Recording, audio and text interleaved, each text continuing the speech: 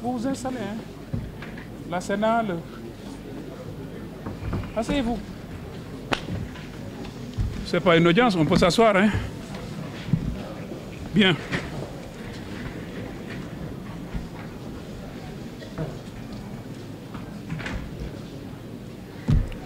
Voilà, mesdames, messieurs les journalistes.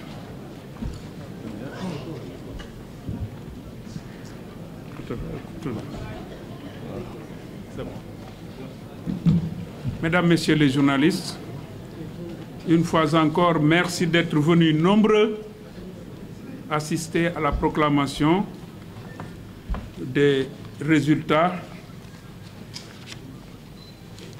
du vote de l'élection du 24 février, de l'élection présidentielle du 24 février 2019. Je voudrais d'abord vous signaler que durant ces 3 jours, nous avons procédé à l'examen des procès-verbaux issus des commissions de recensement départemental des votes du Sénégal et de l'étranger. Nous avons ainsi examiné 53 procès-verbaux qui n'ont fait l'objet, sauf rectification et harmonisation d'écriture, qui n'ont fait l'objet d'aucune réserve. Nous l'avons fait, cet examen, avec des représentants des candidats, Macky Sall, Idrissa Seck, Ousmane Sonko, Madické Niang et El Hadji Sall. Jusqu'à hier, nous avons bouclé le recensement des procès-verbaux qui nous sont parvenus, qui provenaient des commissions départementales de recensement. Il nous restait quelques bureaux de vote que les commissions de l'étranger n'avaient pas encore au moment de clôturer. C'est ce qui a retardé un peu notre intervention actuelle, parce que simplement il nous fallait collecter encore des renseignements venant de l'étranger pour ne négliger, en tout cas pour ne laisser en rade aucun vote, aucun suffrage exprimé par les Sénégalais, les citoyens sénégalais. Nous l'avons fait et je pense que, sauf peut-être 2 bureaux de Port-Gentil et quelques autres bureaux d'Italie, nous avons pu tout recenser. Et c'est pour cette raison maintenant que nous sommes en mesure d'aller vers la proclamation provisoire des résultats. Alors,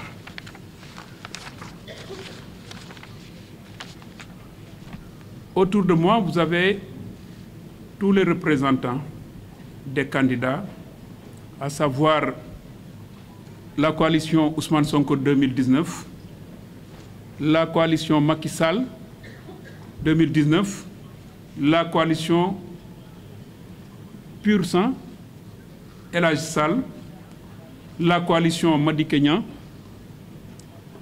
Madame Traoré qui représentait jusqu'à hier, à la fin de notre recensement, le candidat Idrissa Seck, Idri 2019, ne s'est pas présenté ce matin. À l'exception de Madame Traoré, tous les candidats ont signé le procès-verbal, même si les représentants de Idi 2019, de Sonko 2019 et du PUR et de Madické Niang ont joint, comme la loi le veut, des observations écrites pour soulever des griefs tenant à l'organisation, à la marche des bureaux, au déroulement du scrutin. dans les différentes localités du Sénégal, et ça c'est à l'endroit du Conseil constitutionnel. Comme le veut la loi, nous sommes tenus d'annexer ces observations au procès-verbal qui est destiné à transférer notre saisine à l'appréciation du Conseil constitutionnel. Je m'en vais maintenant procéder à la proclamation provisoire des résultats. Et je voudrais partir du nombre d'électeurs inscrits, qui était de 6 683 043. Nombre de votants, 4 426 344. Nombre de bulletins nuls, 42 465.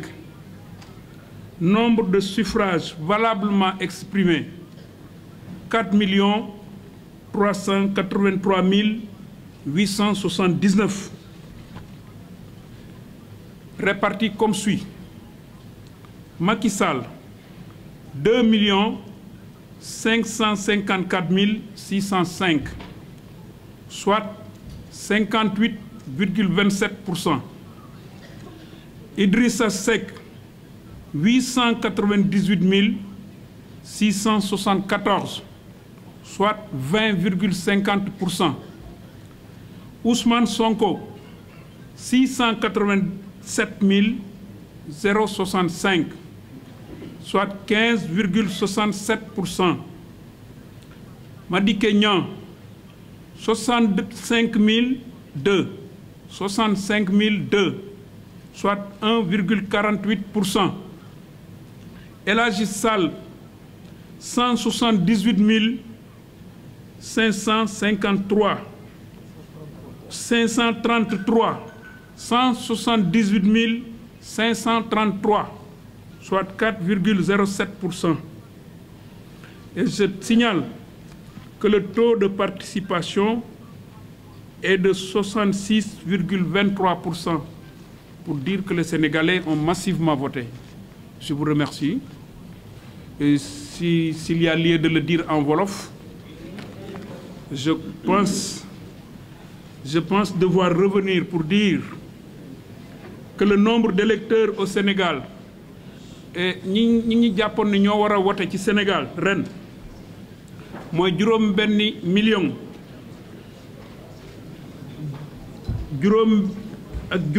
téeméer